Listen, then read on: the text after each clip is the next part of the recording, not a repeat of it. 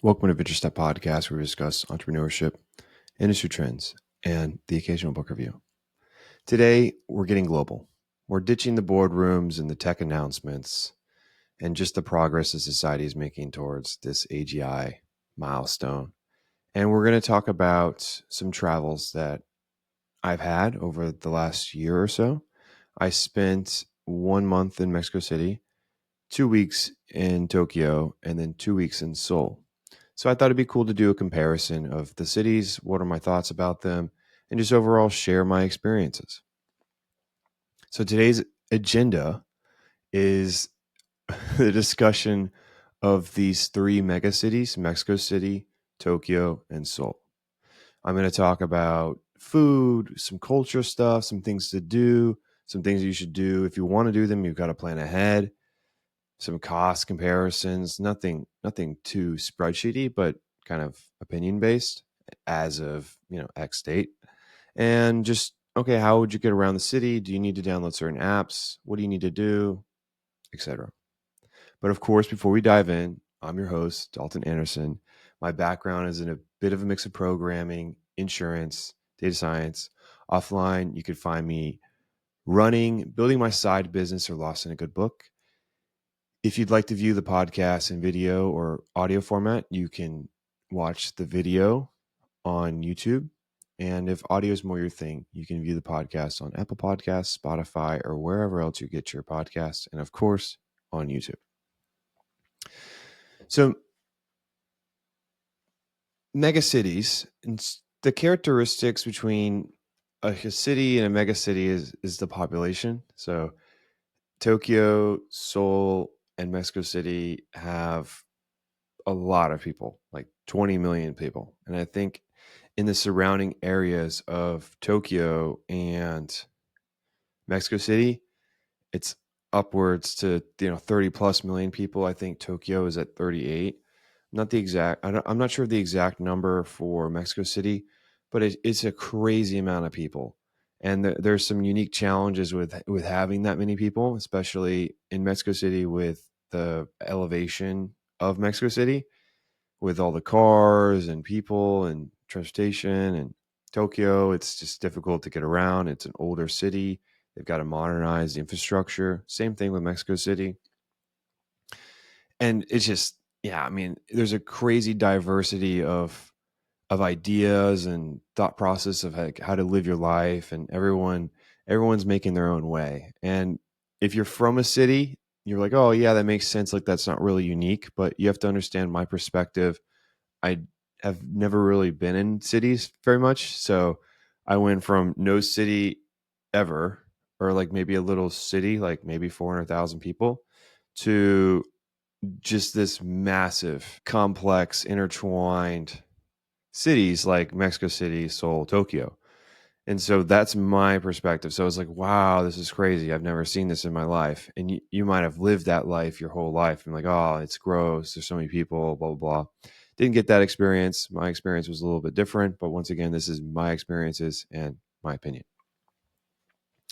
Okay, so the first thing that we want to touch on for Mexico City, Seoul, and Tokyo is the cost. So I would say that Mexico City is the most reasonable, but Mexico City is expensive for just, I would say, like Latin America, or like the Americas. Like, if you compare it, like America, like like North American continent, like if you compare like US and Canada, obviously Mexico City is cheaper than New York. But if you compare, Mexico City to Rio is cheaper.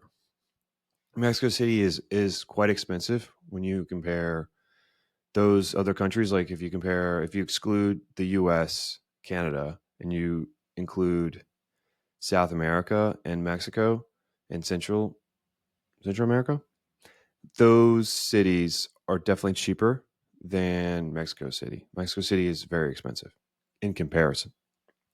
But the food is very reasonable. Housing is reasonably priced. I stayed in La Condesa, which is a very nice, I would say, historical district with a lot of old shops and restaurants that have been around for 50 plus years. It's a very interesting neighborhood. It was one of the first, how do I say, planned, the planned affluent neighborhood. Like it was a planned, like a city like that involved city planning, and it was supposed to be like an affluent neighborhood like back in the day, which it was. And it has a lot of history. It's right next to Chapultepec, which is a huge park that we'll get into later. And it's very situated. Like it's right next to Roma, 222, which is like this, when you go to Roma, it's a little bit more like a financial district, and it's a great place to live. And it was definitely reasonably priced. It wasn't super expensive or anything like that. But I was staying in an older building that didn't have heat, which I don't suggest you do because it gets super cold at night.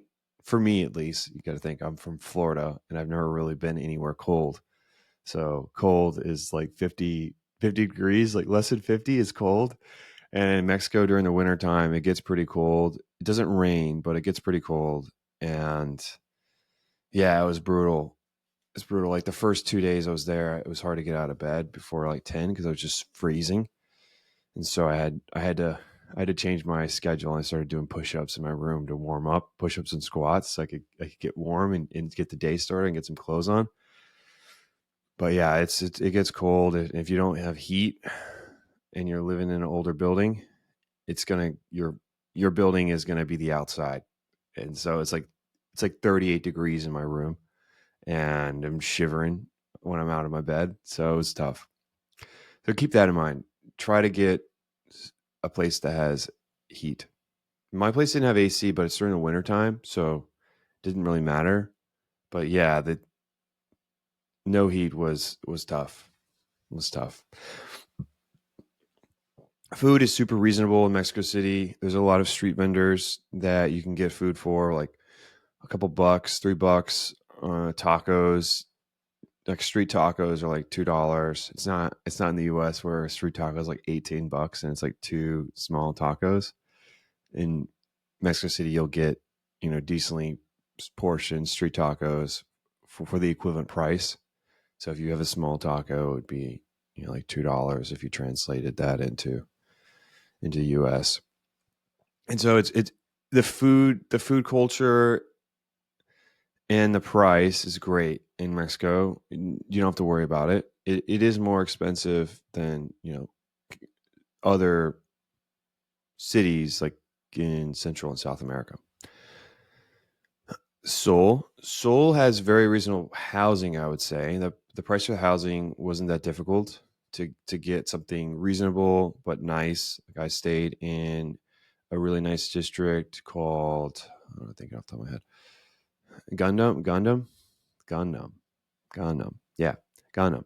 So I stayed in Gundam, and it's a super nice. I keep saying super nice, but it's a area known for luxury that involves shopping and food, but it also has like some hole in the walls. But it is a nice area to stay, and it's centralized enough where you can get anywhere easily with the different train stations. There's like three different train stations, like super close to my house, and they would take different lines. So they would go different directions. So you can get anywhere in the city with like a 3 minute walk. Very nice. But it was difficult to walk because my leg was hurt at the time. So that sucked. But we'll get into that later. Tokyo.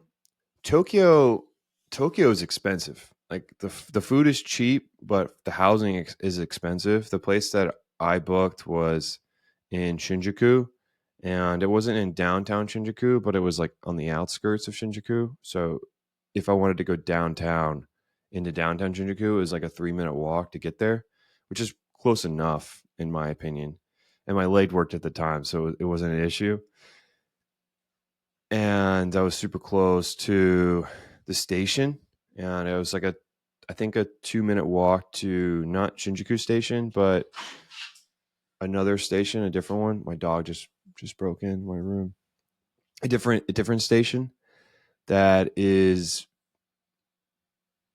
a connection to Shinjuku Station.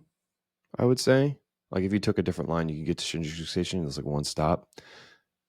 So I was very centralized in Shinjuku, and I was able to get to different places, but it was expensive, and I felt like I got scammed for my Airbnb that I booked. The Airbnb that I booked that was showing a patio and this other stuff, spacious washer dryer, refrigerator. It did not, and a desk, or work from home desk. It had the desk had a mini fridge, not a refrigerator, and then it did not have a washer and dryer, and it wasn't very spacious for the desk area.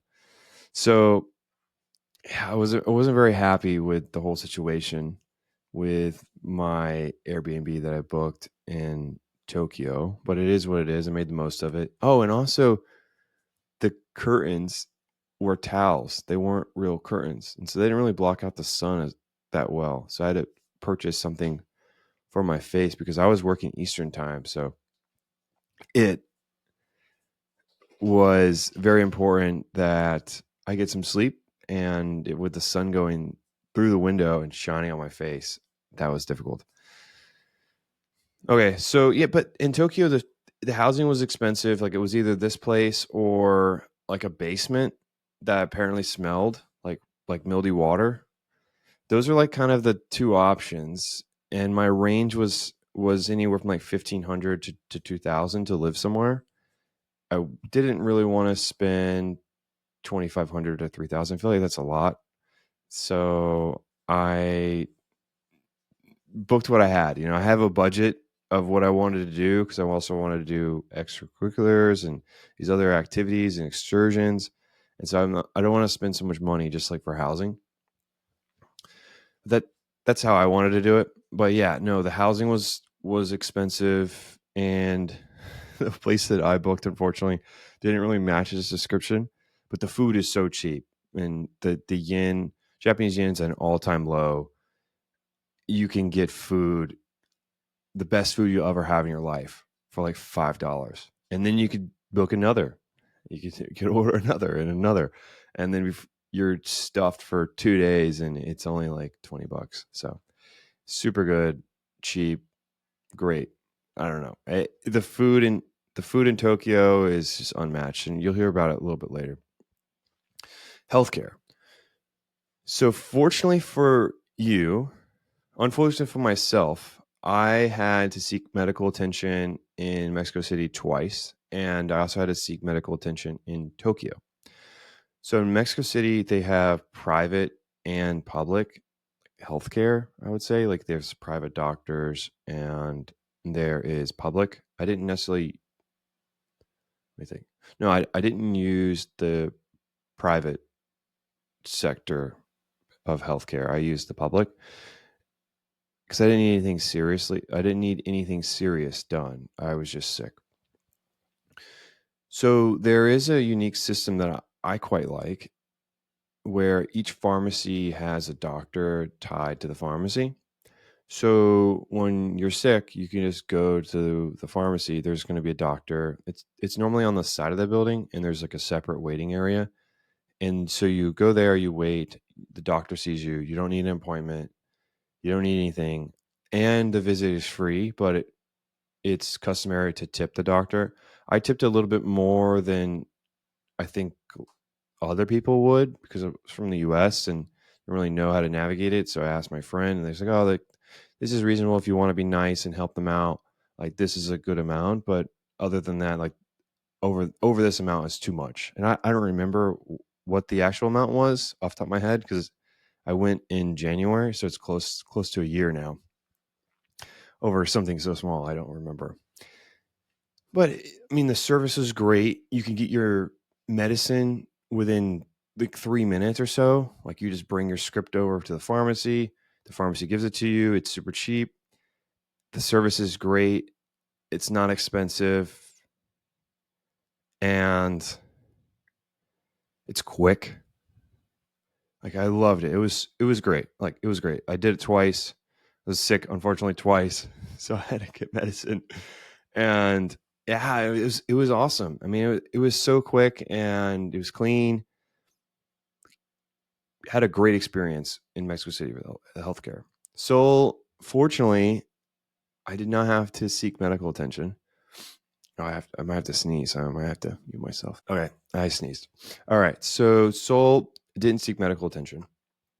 In Tokyo, I was playing sports, and we'll talk about it in a little bit more detail later in the episode. But I was playing sports, and someone made a tackle on my leg, and I tried to avoid the tackle.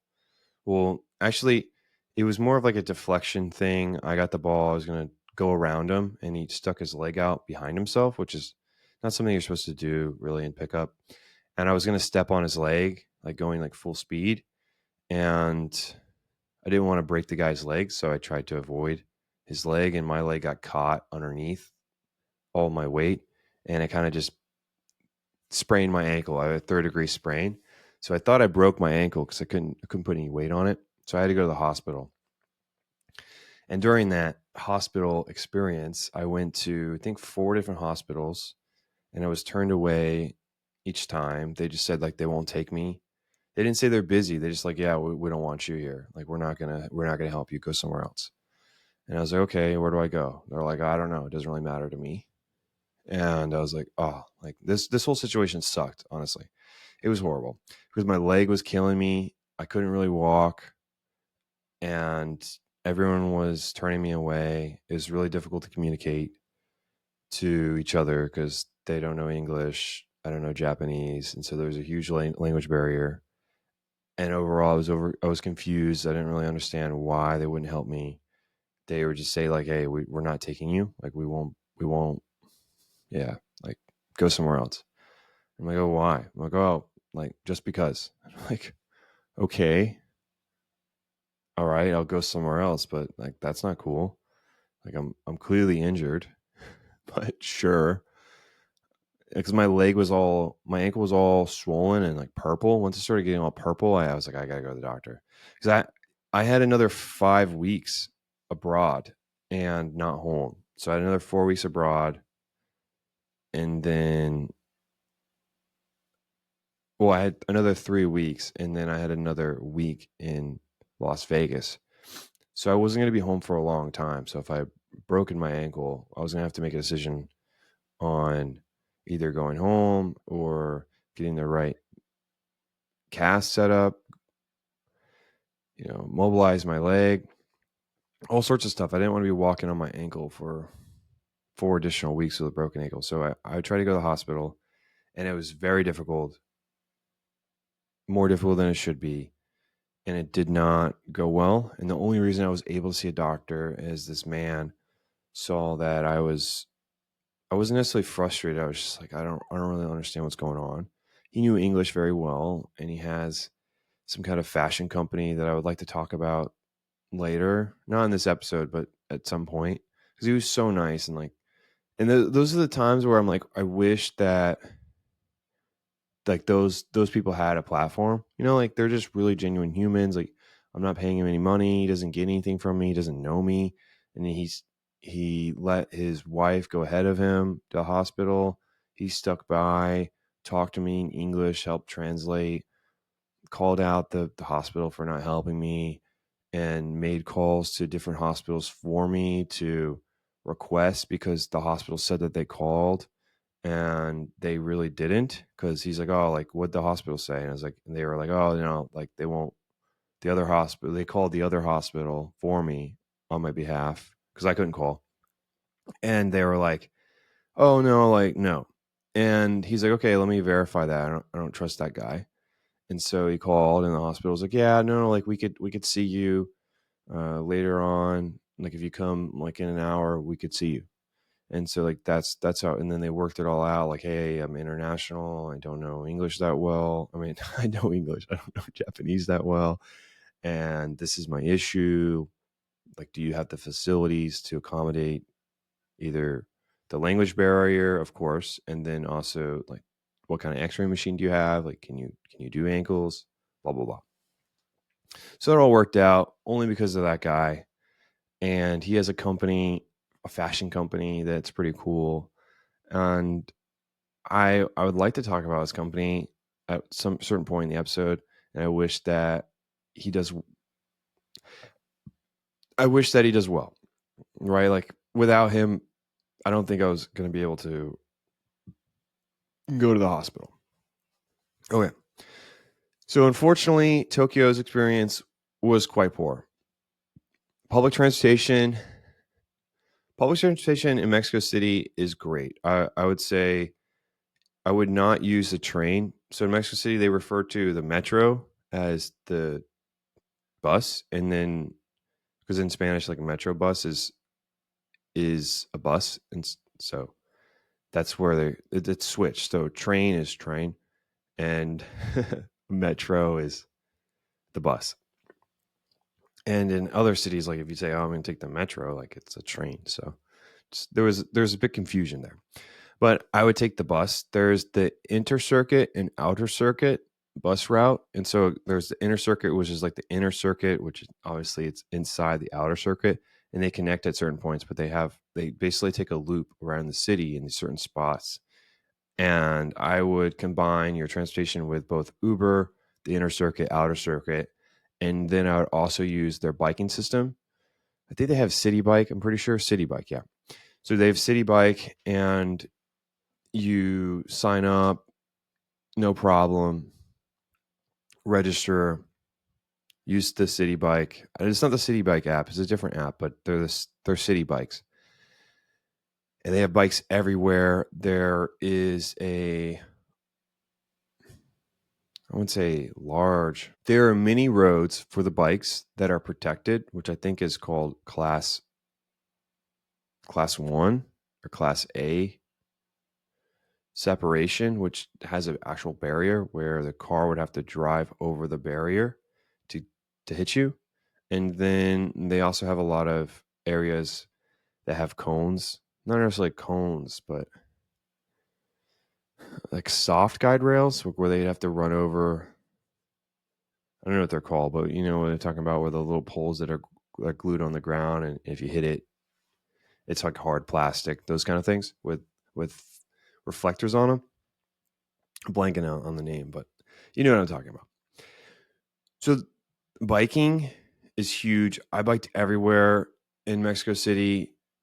It's just an easy way to get around. It's like one of the best ways to get around. And so I would combine the bus with bikes. That's how I would do it. The biking can be dangerous, but I was okay with it because, hey, when I totaled my car in undergrad, I biked for 4 years on the streets in like bike lanes and doing various things. So I was fairly comfortable with biking.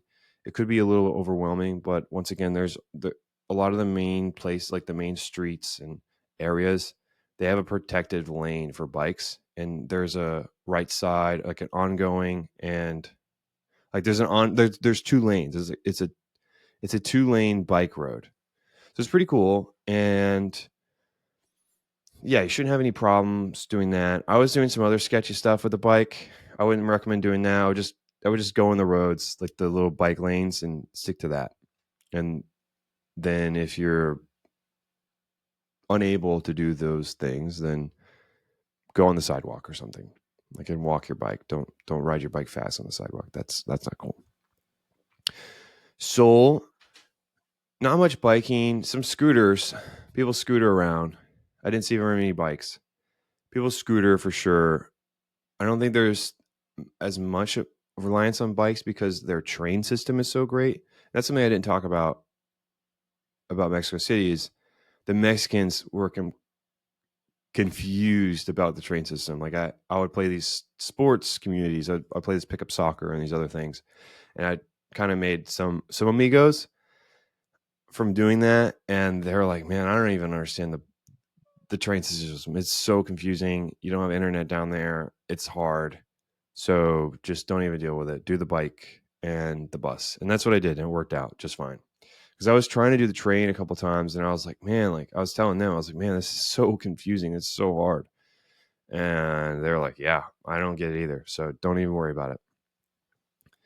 So Seoul's less reliance on bikes. I didn't see bike lanes, like protected bike lanes. And their Uber is a taxi. Same thing with Tokyo. Your Ubers are taxis, not ride sharing. Trains are phenomenal in Seoul, and the buses are phenomenal.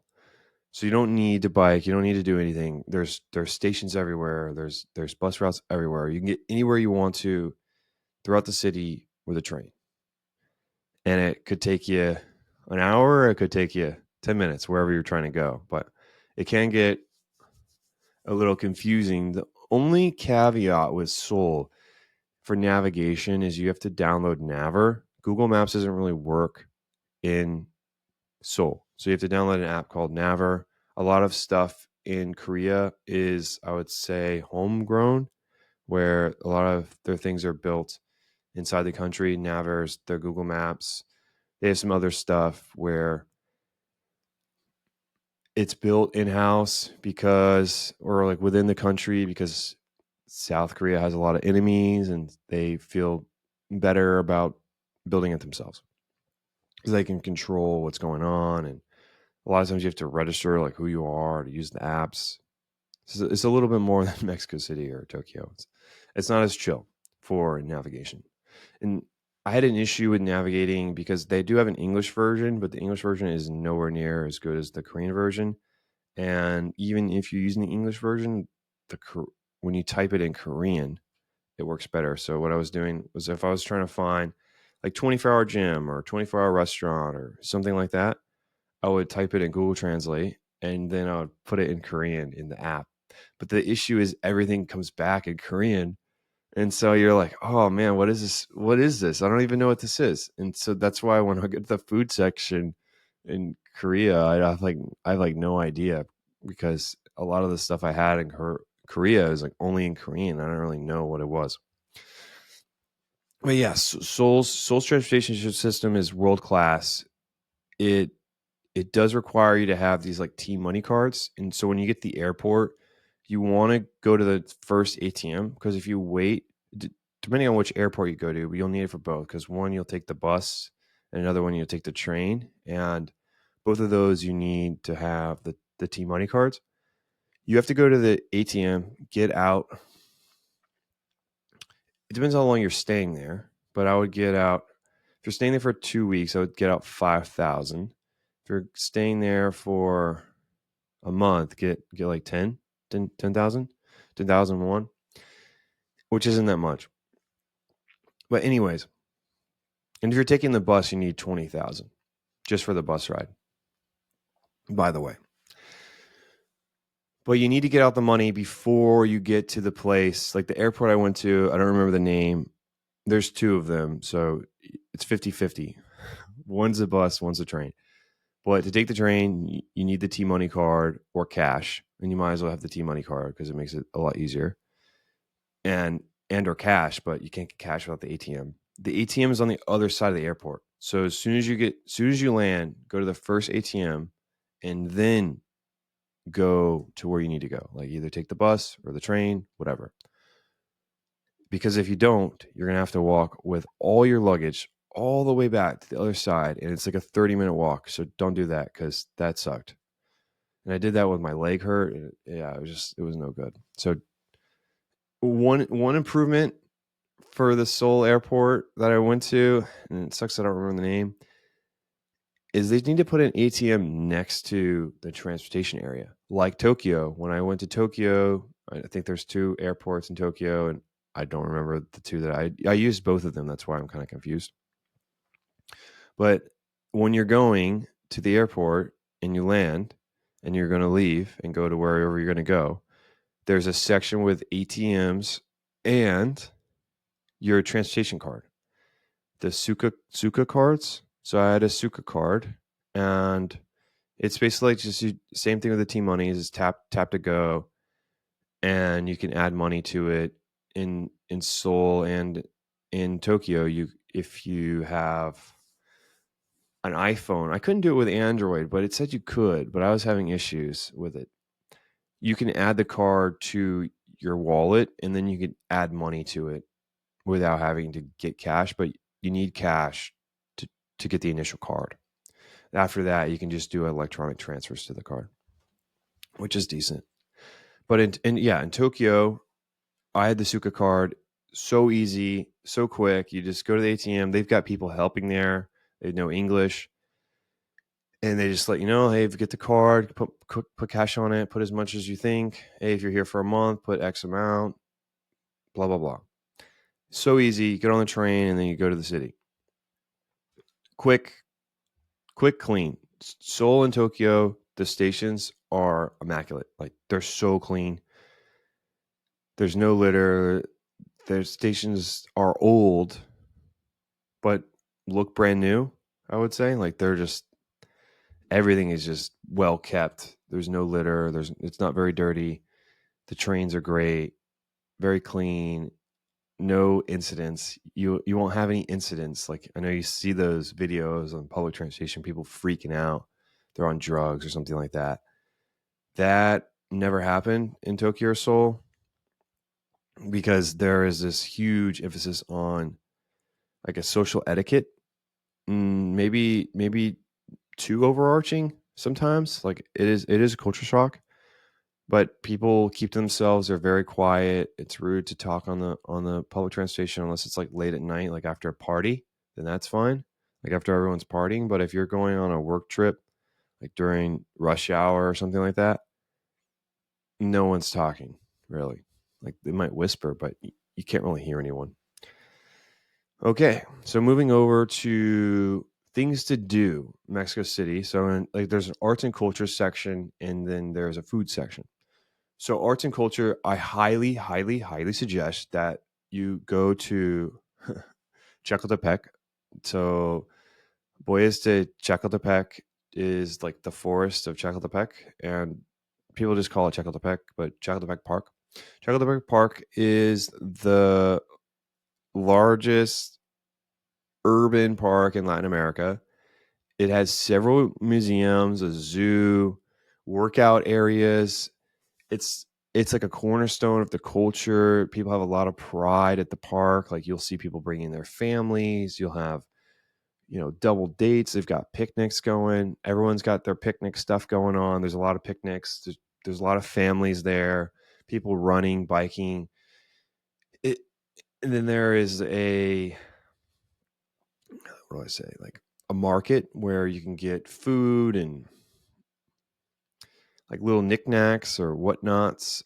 I would say like custom made or like handmade whatnots from just artists in the at the market. And it's just overall like such a great place. And I've spent so many days there and loved it. I still need to explore the whole thing, but for you to explore the whole thing, I think you need like a bike or a scooter. It's so big. It's crazy big. I mean, it's got a zoo, like multiple museums, a, a huge lake, and there's just so much going on in Chapultepec. And that's where I would go to work out. So I'd go there, and there's this place called like the Gladiator Bars or something like that. Like if it's translated in English, like the bars of the gladiators, I think. And it's just a whole bunch of like crazy jack dudes that are working out, and they're doing pull ups and muscle ups, like slow, controlled muscle ups. And they're just doing all sorts of crazy calisthenics. Yeah, no, it was great. I loved it. I love Chapultepec. And then there's another place that I suggest. And Chapultepec is also double the size of Central Park, just to put that in perspective. So it is massive. And then there's Museo Soyomaya. Oh man, Soyomaya. I'm gonna mess this up. I'm gonna mess this up. I have no problem saying these words, not on the podcast, but when I get on the podcast, I'm like, I don't have the skills to display on the show. But it's this big silver building that looks really cool. It's like curved. I would go in there. It's great. Start at the top, work your way down. They've got a lot of interesting art pieces and sculptures. Highly suggest it. I would also go in the bathrooms. I'm a weird guy. Like I like to go to places and look at their bathrooms and look how cool they are. Great bathroom in there. It's like this whole like white grand desk, like marble, like with the it's great. It's really cool. The place is cool. Their bathrooms are cool, so no problem. So Castillo de Chapultepec, which is the Chapultepec Castle, it's the king's castle, and it was his residence back in the day. Originally, Chapultepec was a royal park, I would say, where that place was for the royals and the family, the royalty, the family that was related to the royals. And afterwards, a certain ruler of Mexico City, don't remember the name, said like, "Hey, I don't want to live here anymore. I want to share this beauty with the people." And that's when Chapultepec became a public park, and the castle was opened up to the public, and the park was as well. And then they made museums out of the buildings that were pre-existing and built on top of it as well, like Chapultepec Castle, like Castillo de Chapultepec is a place where the king used to live and his family. And you can tell that a king used to live there because it is nice and it's on top of the hill, like massive hill. And be ready to walk when you go. It's so high up. And they fought wars. Like America got in a fight with Mexico, and there was a war fought between the Mexicans and the Americans. And that was like the last stand. Like that was the capital. It'd be like a war on like Washington D.C. Like that's the last stand. Like that's where the government is. That's where the ruler is.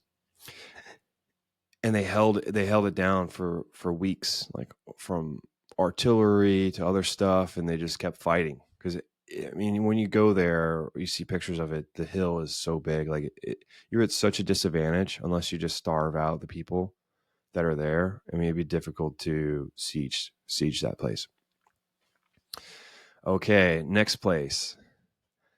Oh, also the Castillo de Chapultepec has a beautiful view of the city and how big Chapultepec Park is, and I highly suggest that you go. Even if you're not a museum person, you don't necessarily have to go to the museum. You can walk all the way to the top just before the entrance, and you can look around and look how beautiful the city is and the skyline and these other things.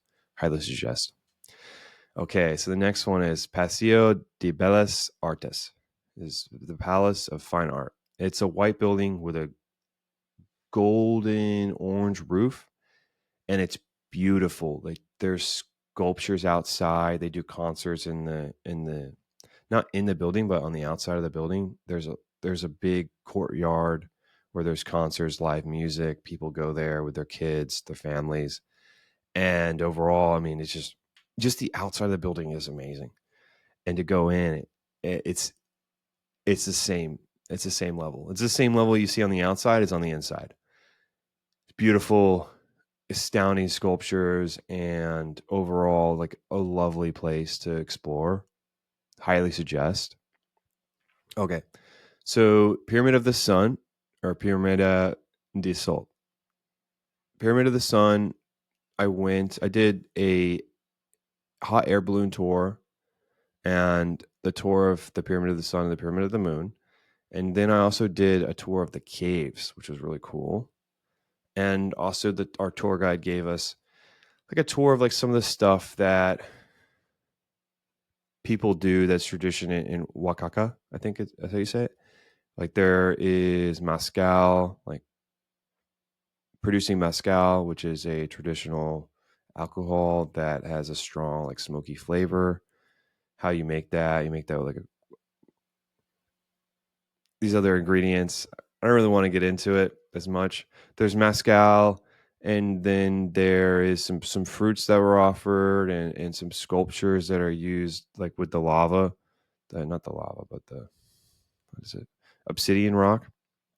Yeah, I was thinking of obsidian because when you play Minecraft, or I was thinking about lava rock because when you play Minecraft, it's a separate topic. But when you play Minecraft, you make obsidian with like having lava blocks of a source lava block, and you put water on it, and it becomes obsidian.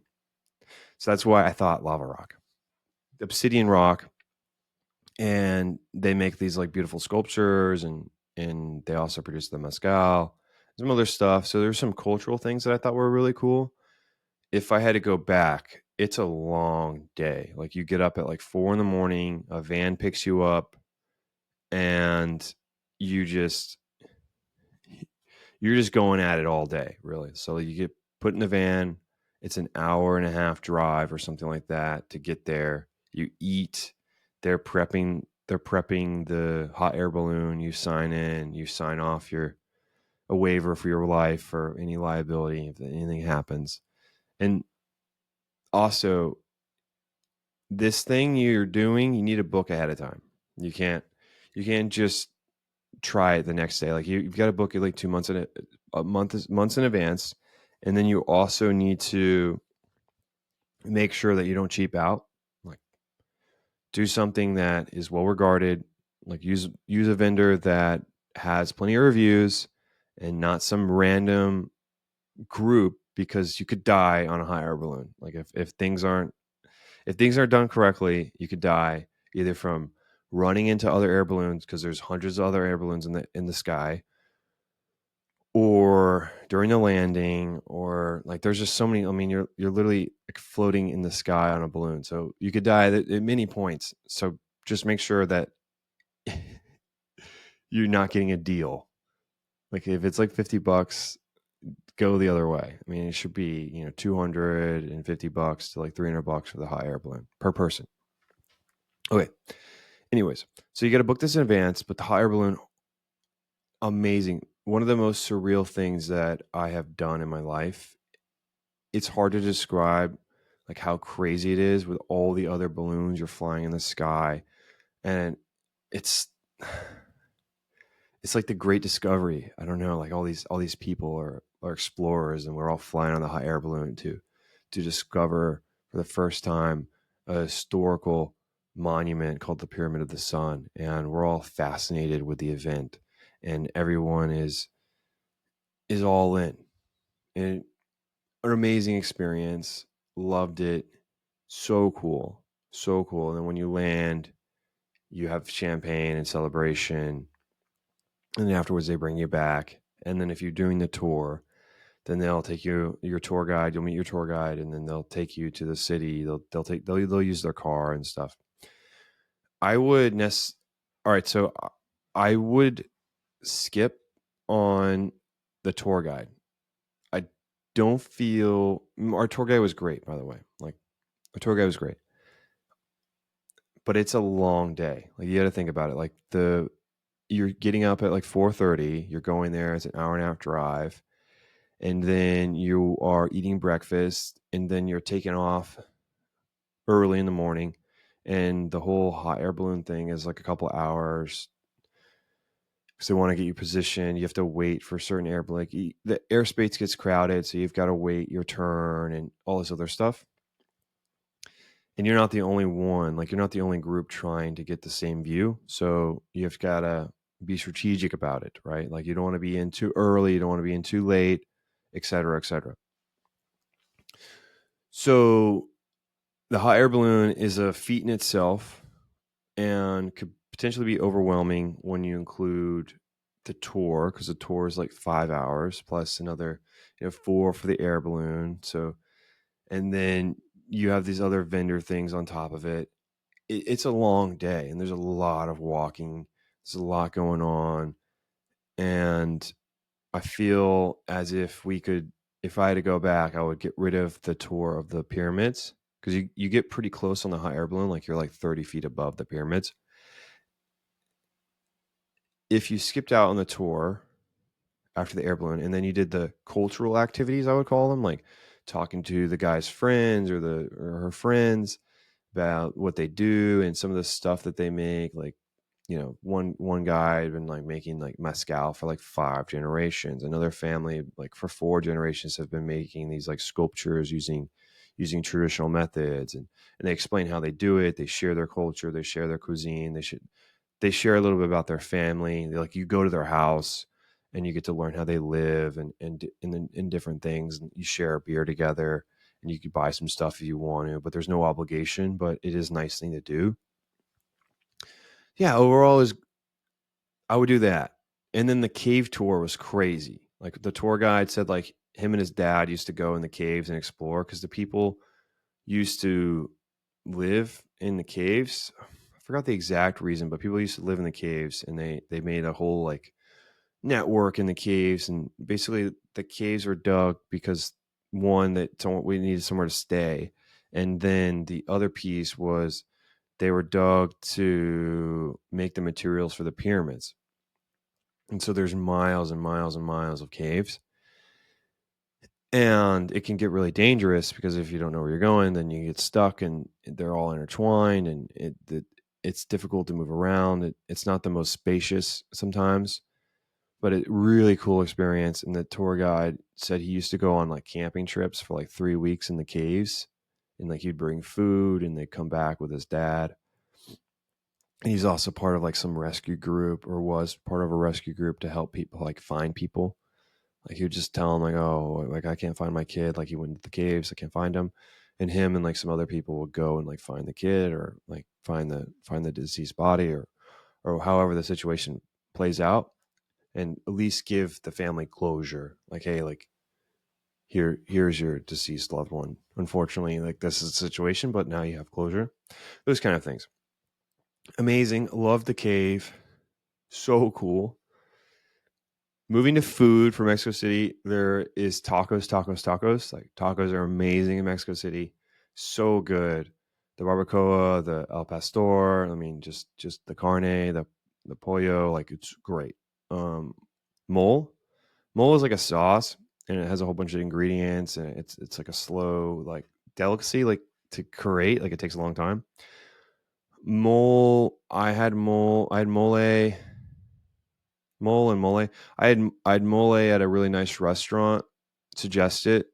It's super good and a must try when you're there. Street corn, so good. Easy on the list. You can get it from a street vendor, a couple bucks. Tortas, I think, were my favorite. Tortas are I mean, it depends on how they're making it, but when I had it, it was like this thicker bread and tomatoes, avocado, chicken, bacon, some sauce, and some other things that made it unique. It's not just like a chicken, bacon, avocado sandwich. It's got some other unique qualities to it. Tortas are so good. So good. Like my favorite when I was there. Charquetas. Charquetas are these like little chip things, but I had charquetas more when I was eating breakfast. So you can like bake the charquetas in like a sauce and some other stuff with like chicken, steak, eggs, beans. And you have that for breakfast or lunch. So good. Cow's stomach is supposed to be the hangover cure. And so I had cow's stomach when I was really sick. You can have it when you're like sick or hangover, whatever. But I had cow stomach at this like place that been doing like making cow stomach, and they're famous for it for like 100 years. It was really good. I got the large though. It's a lot. It was a lot. I don't think I would be able to do it twice. Like it was a bit much. Like it's a lot of stomach to eat. And it's got an odd texture, and I think the texture started getting to me at the end, but the the broth, the juice that the cow stomach was in was very good. But it's a cow stomach soup, so it's like soup, and then there's cow stomach chunks in it. But stomach has like a weird texture. It's like these weird little like membrane arm things on the lining. It's odd. It didn't taste bad though. It was pretty good.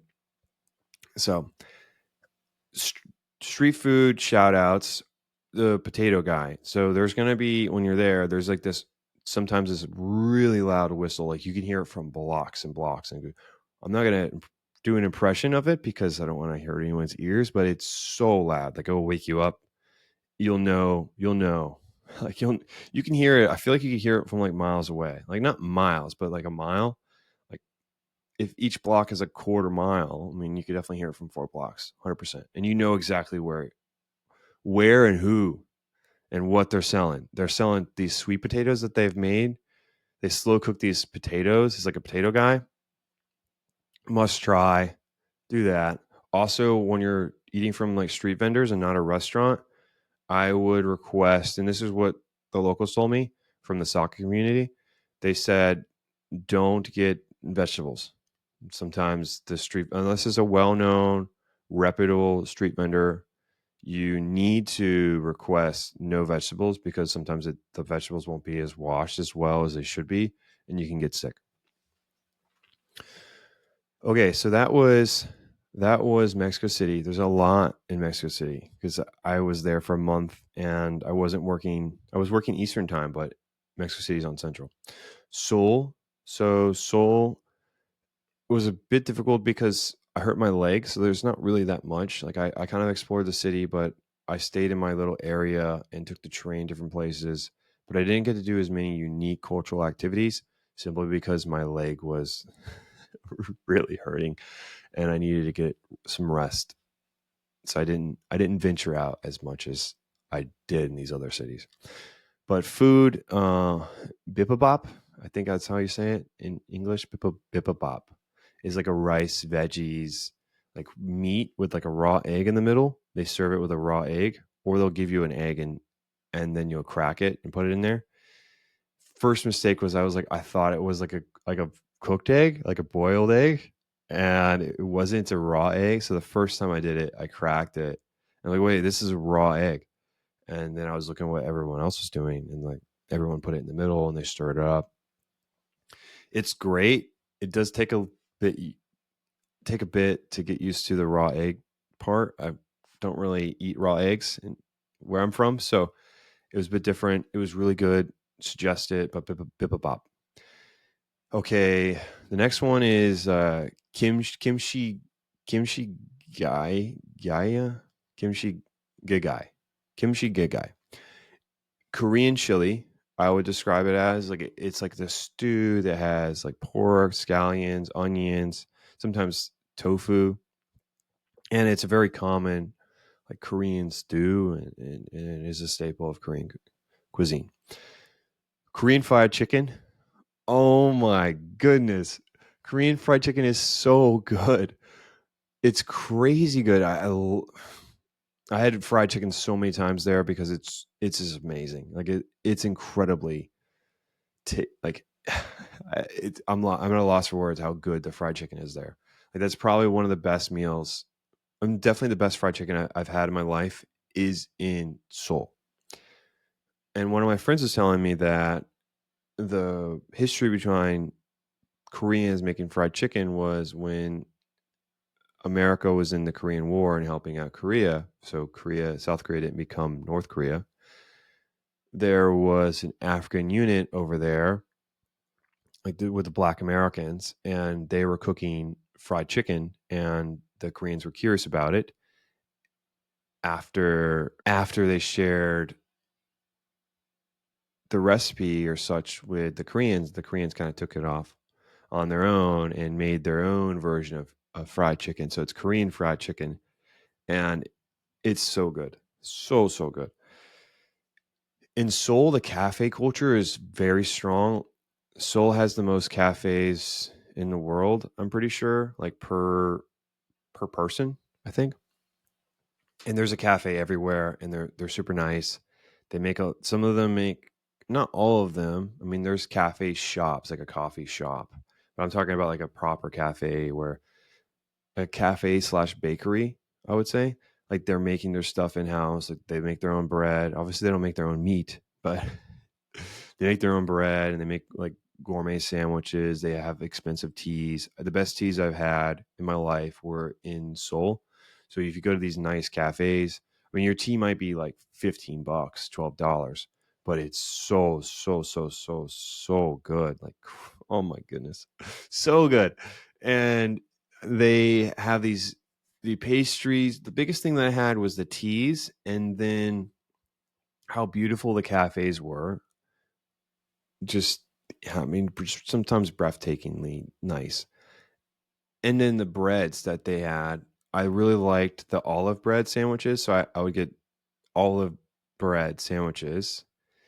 It's, I would say, I didn't know it was olive bread at first. I was like, oh, what are these black things? But it was olives. And I was like, wow, this is so good. So loved it. Extraordinary. Cafe culture. Not much of a coffee person, but coffee's really big in Seoul. I'm more of a tea person, so big tea, not much coffee, great teas in Seoul. In Tokyo, I went to the Tokyo Skytree. You have to book that in advance. If you want to get to the top level, book that in advance. I highly suggest you go. It's beautiful. It puts in perspective how massive the city is. It's just the scale of it is difficult to comprehend. And you're like, wow, like there's so many buildings and it goes on forever. Like I can't even see that far. And you just see building, building, building, building. And it's so densely packed. And it makes it it makes you understand why when you go take the train during rush hour, you're packed in to the point where your face is like on top of somebody's shoulder. Yeah, just the scale of Tokyo is hard to comprehend. Tokyo Skytree gives you that perspective, and there's a great bar there that's got decent drinks, and you can hang out there for a bit. I would suggest that you go to the top floor if you get the chance. I didn't get to do that, but it was high enough. Like the building is massive. I don't know the max height of the Tokyo Skytree, but it's the biggest building in Tokyo. And it's basically just a tower that just goes up forever. I was definitely like 600 or 700 feet in the air. So I was high enough. I could see as much as I could see. I don't think it makes much of a difference from the level I was at versus the top level. It's going to be similar, like it's more of a status thing. Oh, I went to the Tokyo Skytree and I was able to book the top level. The top level is more expensive and it's booked out. So I would suggest that you look to book accommodations a month in advance. And then I also went to the Shinjuku Guen National Garden. It's beautiful, massive. There's lots of gardens, little walkways, and small wooden bridges that you walk across this little stream. It's really cute. If you had a girlfriend, I'd definitely bring her there or partner. It's a great spot. It's a great spot, and they, what do I say? There's gardens, there's walking trails, there's little spots to like have picnics. It's great. So beautiful. And then it has a good view of the skyline. It's not up in the air, but it's like a weird contrast. And you'll get that in Seoul and Tokyo, especially in Tokyo, where you have these modern skyscrapers next to like a traditional temple. And just the contrast is interesting. It's interesting to see. Okay, there's another thing that I wanted to do in Tokyo that I didn't get to do, and that was to climb Mount Fuji. Mount Fuji was on my list of things to do, and they close the ability for people to climb or go to the summit of Mount Fuji. I don't think that the summit is closed, but climbing the mountain is closed. It closes, I think I got there in September 9th. I think it closes on the 6th of September. I think. I mean, it's early September that they close the ability for you to climb. So unfortunately I wasn't able to go. Me and my friend were going to do that together. And that was one of the big reasons I went to Japan, and I really wanted to do it because I've never done something like that before. I think it'd be a great mental challenge and be worth all the work that you have to put in to get there, and it'd be a beautiful view. You could see the skyline of the city and just climb a mountain. That would be the first real mountain that I've done. The other one like barely counts. I mean, there's others that I've been on, but I didn't climb them. Like I rode up and did some snowboarding. I've only done that once, so not very experienced in that regard. So it was something that I wanted to do, and unfortunately, it was just closed. I just missed it. So keep that in mind if that's something you want to do. Also, I would recommend that you book accommodations on the mountain and sleep there and then get up so you could see everything early morning. If you don't, it's like an 8 to 10 hour trek up and it's an 8 to 10 hour trek back. And if you said you wanted to do it in the middle of the night, Japan obviously doesn't want you to do that. It's very dangerous to do so. Only the most experienced climbers or hikers should be doing those things. I'm not in that skill set, as I previously said. So that's not what I was going to do. But if you're very experienced and feel confident to do that, go ahead. But it will be very dangerous. So I wouldn't suggest it if you aren't experienced. I was going to climb the day before, stay the night, and in the morning, look at look at the whole shebang, and then descend the mountain, which takes another 10 hours, and go to the onsen, relax, chill. That's what I was going to do. Okay. So that was Tokyo. Arts and cultures. Food, ramen. Ramen is everywhere. A lot of times you order with like a vending machine with a ticket, like you put in your yen, similar to how Seoul, but Seoul is a touchscreen kiosk. Tokyo, a lot of the places where these vending machines, you put in your yen, you click a button, it pops out this ticket, you give it to the cook cooks it, and then you eat it, and then you leave. But there is no like communication unless they're asking you options like, oh, do you want like what type of like ramen do you want? Like you can make a base like a miso or some other things or soy. Well, how do you want your noodles? You want them thin, thick? You want them hot, cold? Like there's a whole bunch of things that you could do if you want to go that route. Some shops that's declared in the order that you're given, like you're giving them, or other shops you have to order and then you're requested to provide your options, and the server or someone else helping out the sous chef will help get that, and they'll give it to the chef and they'll start making it. Ramen's really good. Love it. I'm a bit ramened out though. Like I can't I can't do a ramen for 6 months. Like it's too much. Like there's so much salt in ramen. I don't know how you could consume ramen once a week, let alone more than once a week. But it is a part of the culture. Ramen, definitely get your slurp on. You want to, if you think it's super good, it's okay to slurp the ramen. Like you'll be in a ramen shop, and you'll hear like a lot of like slurping of the noodles and the soup. It shows respect. Like, hey, this is really good, without saying like it's really good. It's, once again, it's like different from culture in the U.S., but you're in a different place, so embrace their culture. Tempura, it's like this thin batter, and it's thin batter that's deep fried, and it's typically done with vegetables or some other things.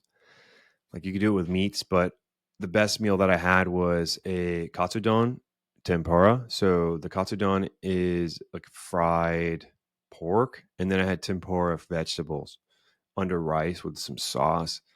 One of the best meals I've had. That or fried chicken, the best thing. Like it's so good, and it was cheap. It was like $8, and I was like, this is the best meal I've ever had for $8. Like under $10, best meal I've ever had. No, no, no thoughts. Like there's no other contender for that quality of food for that price. Can't be done. Can't be done. Yakitori is like skewered Japanese shish kebabs, but they're not shish kebabs, but people know what shish kebabs are. But yakitori is skewed chicken, so it's on a skewer. It's chicken, and it's typically done with like steel or bamboo or something like that, and it's really good. So I suggest you do that. And then you know how I feel about katsudon. Love it, love it. Tempura and katsudon are the best. And then there's this other one that I had a good experience with, was just okum all right, I'm gonna try my best. Okonomiyaki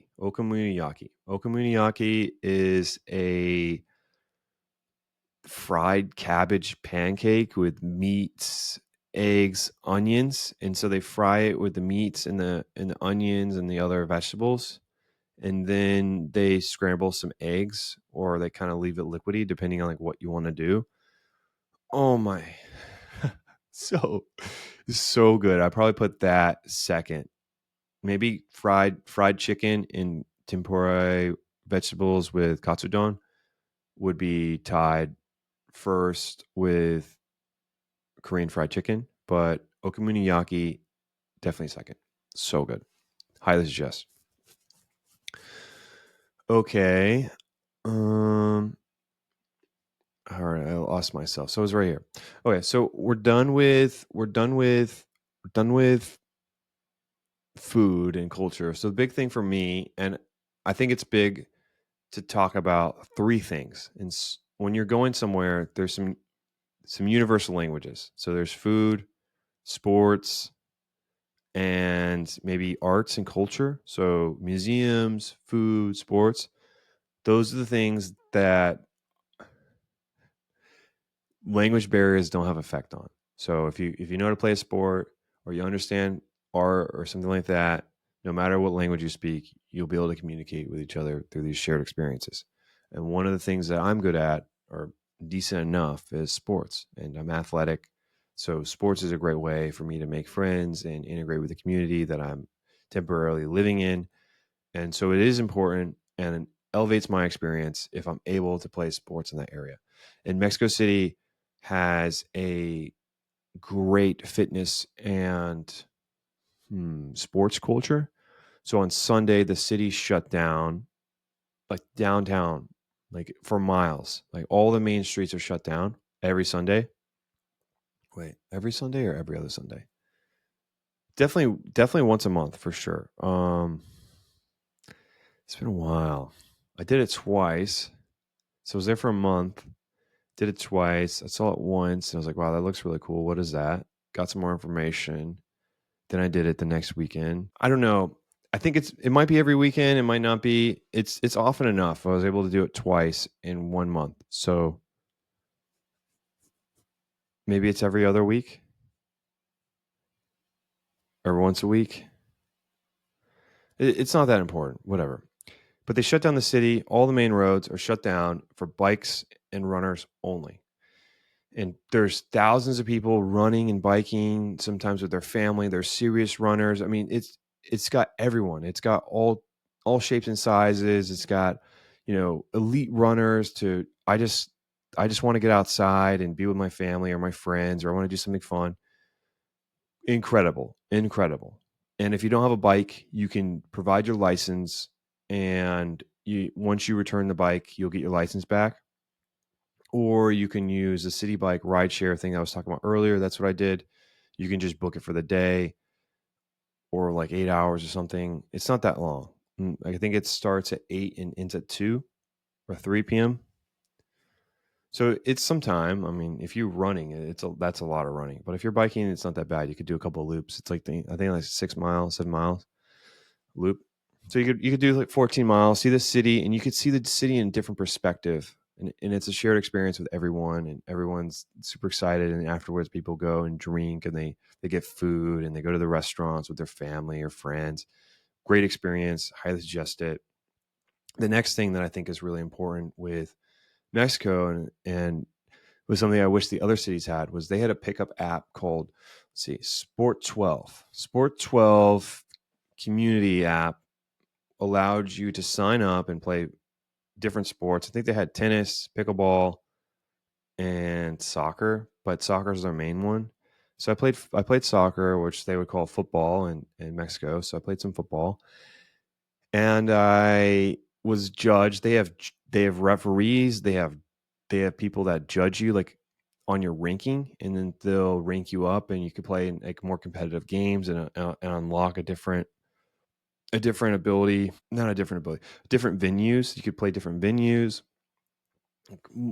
bigger ones, like bigger venues, more people watching, etc. And fortunately enough, I played great in Mexico City, and I was ranked as advanced, and so I got to play with the elite players, and I got to play at the cool venues, and all the other stuff that comes with being the top dog.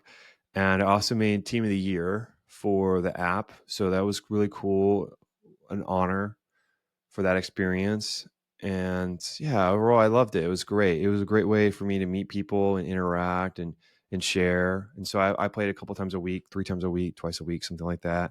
Luckily, I didn't get injured like I did in Tokyo, but awesome experience where I learned a lot about the culture and people and things to do, things not to do. Great, highly suggest it. Even if you're not good, there's co-ed games. There is elite co-ed games. There's beginner co-ed games. There's games for everyone. There are different times. The advanced games are going to be at the more preferable times, but the beginner and intermediate games will be whenever that they have the ability, but like the prime time, like 8 p.m. is going to be the advanced, and maybe like a 6:30, 6 is going to be like the beginner. And then they might have it at like an intermediate co-ed game. And then 8 p.m. they'll have XYZ. But it's not just one area. Like they'll have games all across the city from this app. So they might have on a given day, they might have 20 ongoing games. So like, hey, like I'm a beginner or I want to play advanced co-ed or whatever. Like your venue that's close to you might not have that, but a venue in a 10-minute bus ride will have what you're looking for. So there's games all across the city. So cool. Loved it. Loved it. It was great. It was great. Seoul, I didn't have the leg for it. I wasn't missing my leg, but my leg wasn't functional after I injured it in Tokyo. But before I injured my leg, I did do research in advance, and I couldn't find anything regarding like pickup soccer, pickup volleyball, or any of those things. So I wasn't able to do those things, but they do have a gym culture. So they've got a lot of like really nice gyms, and people like working out there. So I was able to pick up a gym membership. That's a little bit more complicated than it should have been, I guess, because a lot of gyms they only want you to have a gym membership if you have a Korean bank account. So I think that's a way of saying like, hey, we only want like people who live here to use the gym. And if you don't live here, like please don't use this. But some gyms are accepting of people that are on vacation to just have a 1 month membership. You might pay like an extra 20% to do so, but it's worth it. And I keep to myself. And one of the cool things when I was at that gym, it was like called like Premier Fitness or something like that. If you translate it into English, was everyone had matching clothes. Like for me, I was thinking Squid Games. Like everyone had a matching shirt and shorts, and so you don't really stick out. But also, it's difficult to do laundry in a lot of places because a lot of places are small in Tokyo and Seoul, and also Mexico City. And so instead of doing this gym laundry that if you go to the gym every day, plus your regular clothes, that's 10 pairs. No, that's sorry. I was thinking, yeah, no. If I'm talking about business clothes, like during a business week, you have 10 pairs. That's a lot of clothes. Like that's just for yourself. Like what if you have a partner or if you have a kid, then you might be at 20 articles of clothing and 30 articles of clothing, depending on the situation. That's too much really for your washer and dryer, and your dryer doesn't work that well.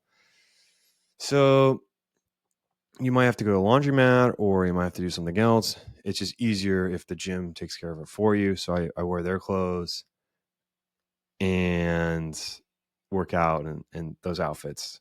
It was fine. It was pretty cool. We all wearing the same clothes. Like we're matching twins. So that was great. Tokyo, they have a great pickup culture. I use this app called Meetup. Meetup's a social app that you can use for networking or some kind of like speed dating thing, or you can use it for sports. I use it for pickup sports. I played soccer and volleyball. I played soccer on top of like an 8-story mall overlooking the city during sunset. And I could see Mount Fuji and all sorts of stuff. It was amazing, amazing venue. Did that a couple times.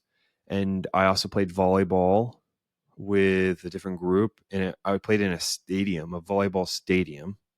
Not sure how that worked out, but I'd never played in a gymnasium with such a high ceiling because it's made for like highly competitive volleyball games. And so when you spike it and someone blocks it and it might go up, it might go 90 feet in the air. So that's what the gymnasium was accounting for, and it was crazy. There's a whole like seating section, like 2 levels, towering over the volleyball area. Pretty cool stuff. I really enjoyed volleyball. I wish that I could play some more volleyball back home where I'm living right now. There's no pickup volleyball. If I wanted to play pickup volleyball, I'd have to drive like 40 minutes, 45 minutes.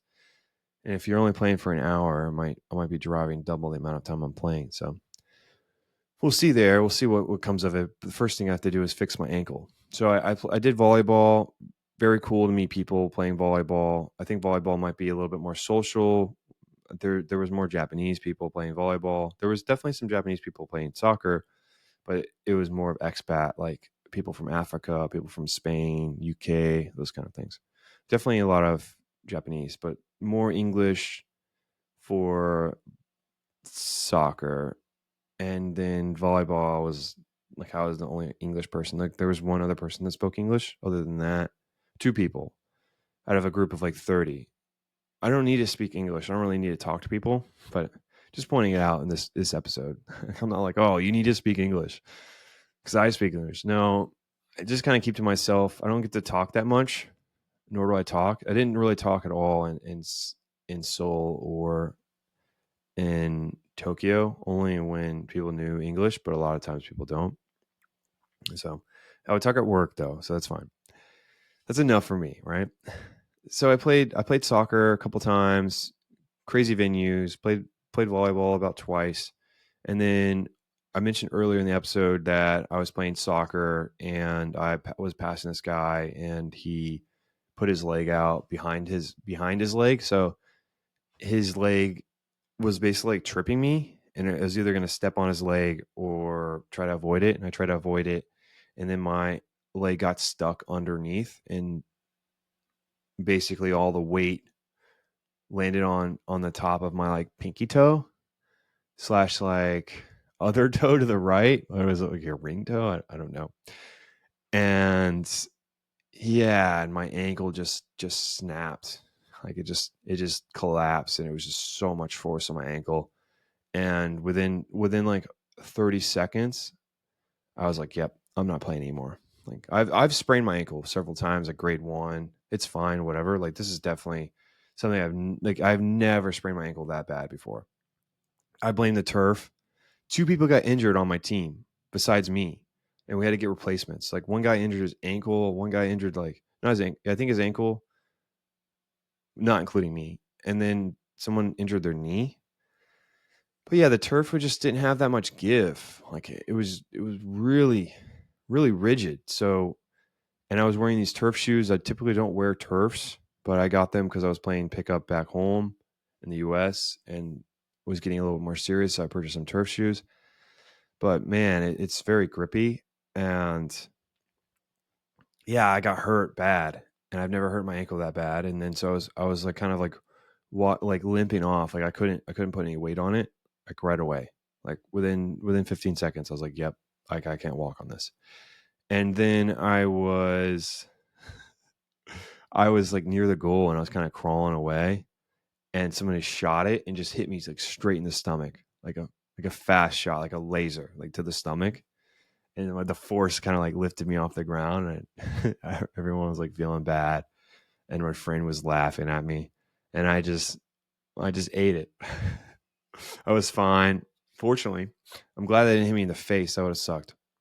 Probably like chipped my tooth or something if they hit me in the face. But yeah, I hurt my ankle really bad. And my friend, he's never sprained his ankle. He was like, "Oh man, you're fine, dude. Like, just get back in the game, man. Like, you're good. Like, stop being a wimp." And I'm like, "Dude, there's no way. Like, look at my ankle. It's so swollen already." And he's like, "Yeah, it's gonna be swollen. Like, you hurt it." And I was like, "That's not how it works. Like, it's not gonna get that swollen that quick. Like, there's something up. Like, this is bad. This is really bad." And I was like, you'll understand later on, like when I'm not able to walk at all. And yeah, he was like, yeah, no, like you just need to get back in the game. You need to walk it off. And I'm like, that's not how it works. And then he was really upset when I was like, he was like, oh yeah, so you're gonna run the marathon next week. And I was like, no way. There's no way I can't do it. And then he was really upset with me. He's like, oh, like you're already saying no, like you don't, like you're not even giving me a chance. And I'm like, man, like look at my leg. Like it's literally been 20 minutes and it's swollen. So yeah, I hurt my leg. My friend didn't really understand. And then like 3 hours later, he was like, oh my goodness, like it might be broken. I was like, I was trying to tell you. I was trying to tell you that you weren't listening. So that was my experience.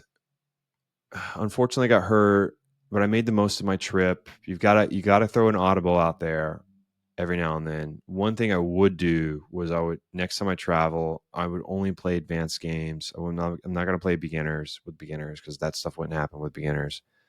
No offense. I'll play beginner stuff back home just to, to let people be involved. But when I'm traveling abroad, I can't get hurt like that because one, it's expensive, and two, it kind of kills your trip if you can't make the most of it. And so if I had like Mount Fuji planned or these other things, like I wouldn't be able to do it. I wasn't able to do my marathon, which I trained for 9 months for.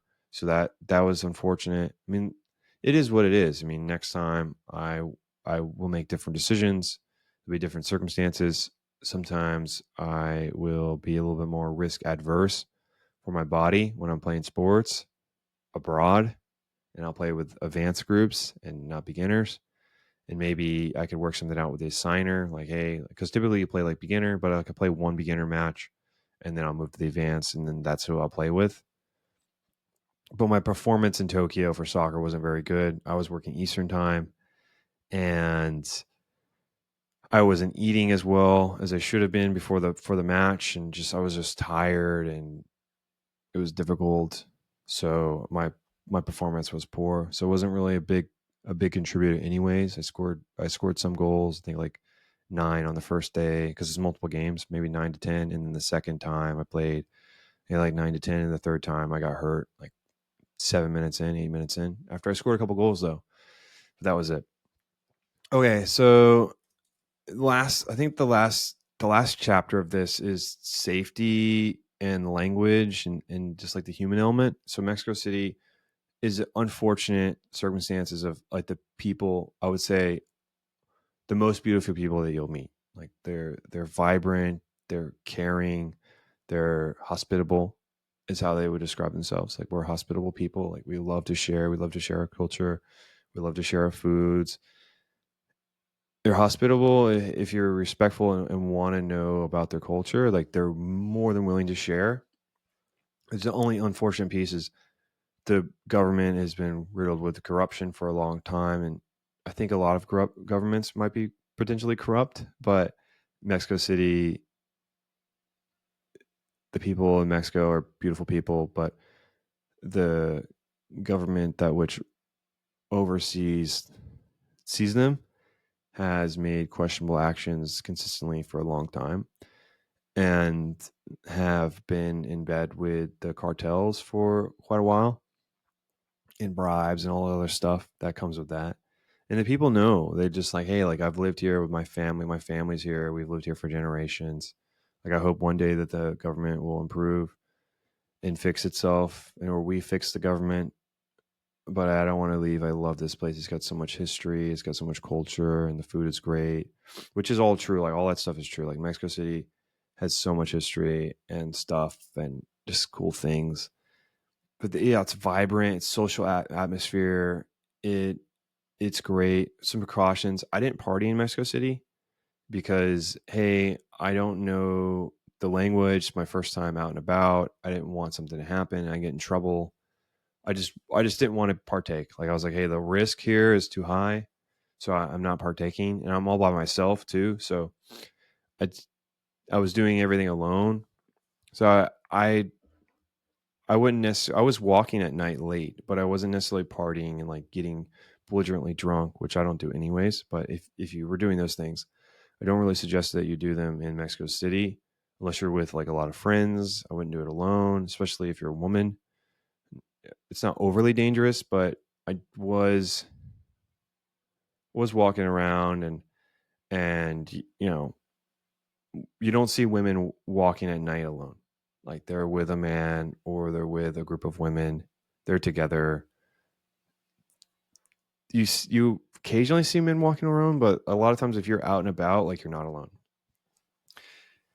And I loved Mexico City. There's a lot of stuff about, oh, Mexico is so dangerous. Like, you'll walk around, you'll get killed. They'll take your money or whatever.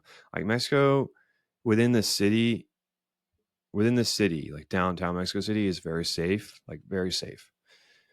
You go on the outskirts of Mexico City and you go to like these places that are run by the cartel, it's so dangerous. But inside Mexico City, the cartel isn't very active. unless you're doing like cartel like activities, then like you're not going to interact with the cartel, obviously. It's the same thing in like New York. Like there's gangs in New York or Chicago, but unless you're doing gang activity, you're not going to interact with those people because they're in a different area.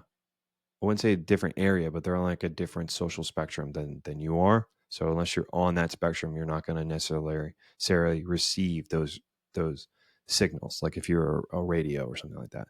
So tune your frequency to what you want. That's not what I want. So I'm on a different frequency. But overall, it's very safe. I wouldn't travel at night alone. I was doing so, but I didn't see other people doing that. And very great, like a great city, great people. One thing I will say is like I was blown back by the amount of missing people.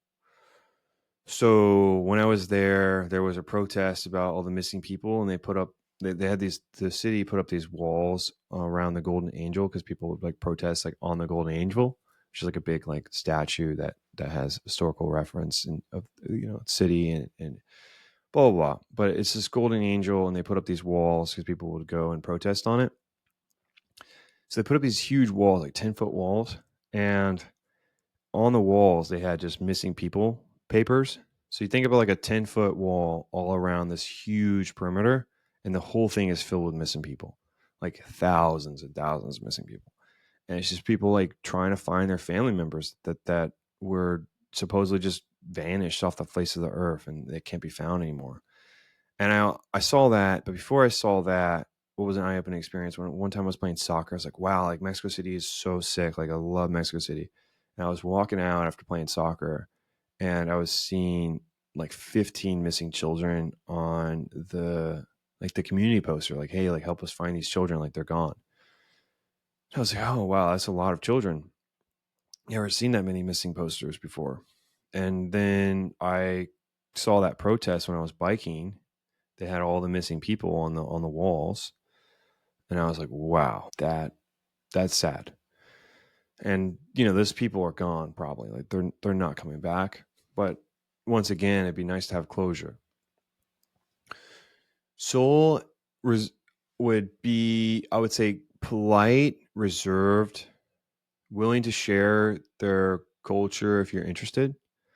That happened a couple times. It's more common in Mexico City where like they know you're a foreigner, they'll share some dish with you for free or share some experiences for it with you just cuz if you're eating or doing whatever.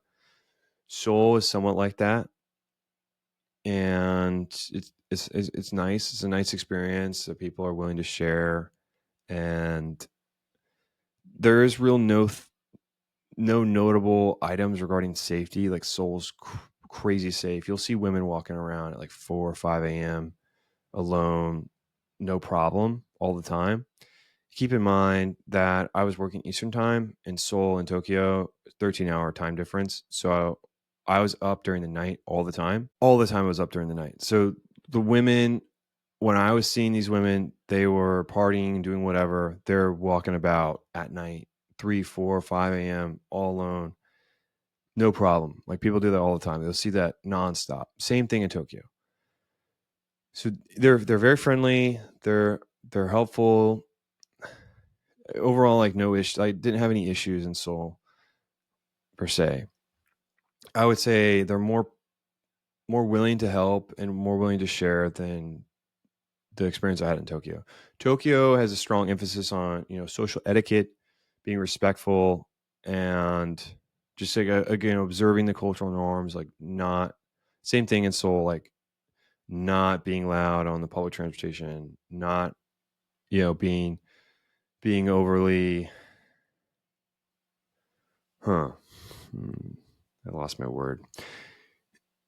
Just be respectful and like observe what other people are doing and just mimic that behavior. That's what they want in Tokyo and Seoul. Like definitely for public transportation, like don't go on there smelling bad. Don't make a lot of noise. If you're gonna play music, have headphones. Just all sorts of like normal things that people would potentially expect, but might not necessarily follow in other areas. Like it's followed to a T there. overall, yeah, no, Tokyo, people in Tokyo were super nice. Less sharing than Seoul, 100%. Less sharing. Like, unless you really needed some help, they're not going to talk to you. They're not going to share like, oh, this is a delicacy, all this other stuff. Like, they're gonna serve you to the best of their ability. But other than that, they're not going to, interact. Climate. I went to Mexico City during the wintertime. Pretty cool stuff. Loved it. It was cold at night, like 30s. Seoul, I went during the summertime.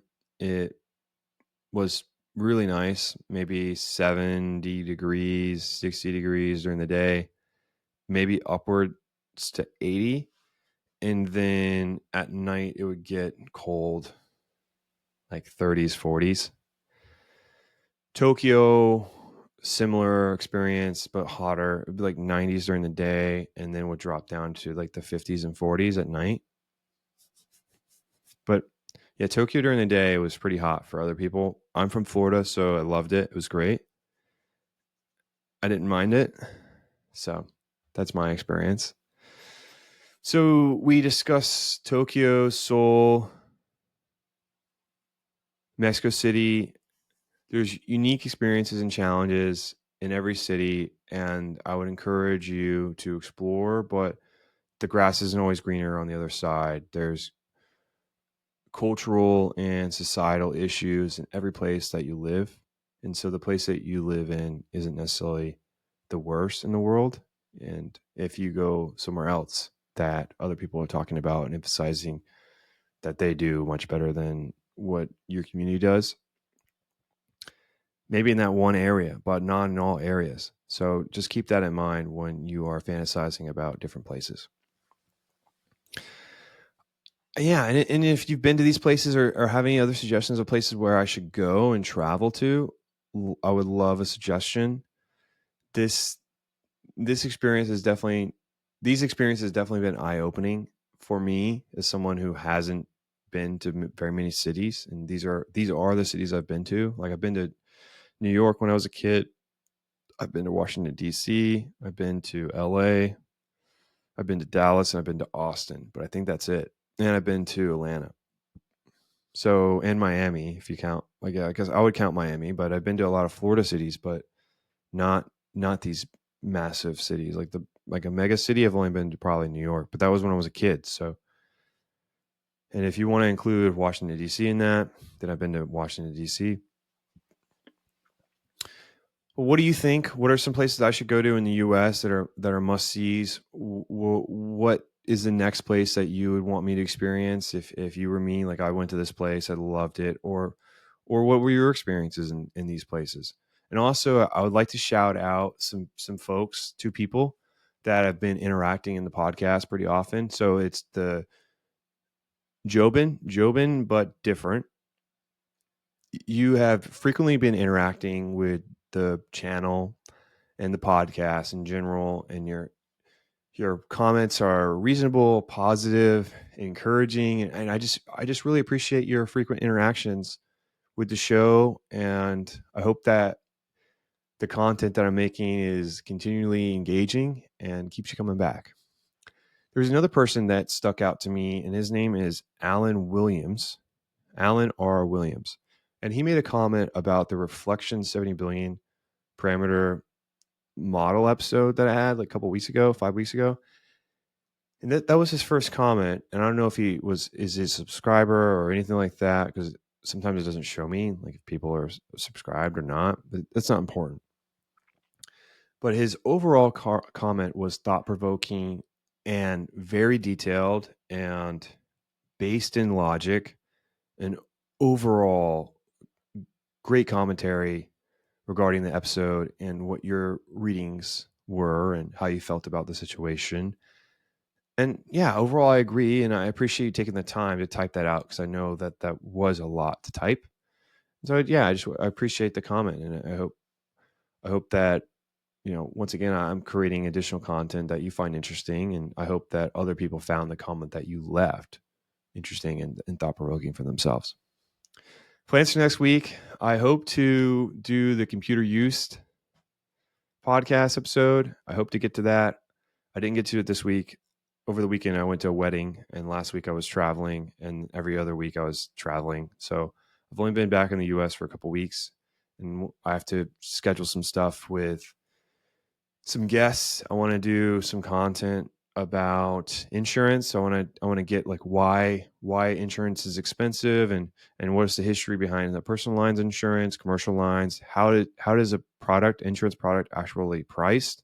And then I want to put some insurance vendors on the show that are solving problems. So I think giving you the proper background of how insurance functions as a whole would, one, make you more educated in your day-to-day life about insurance, because it is a fundamental piece of the economy. And then the next thing would be, hey, like, here's the problems that we're currently having, and here's how these vendors are going about solving some of these issues. But once again, I appreciate you listening to this episode.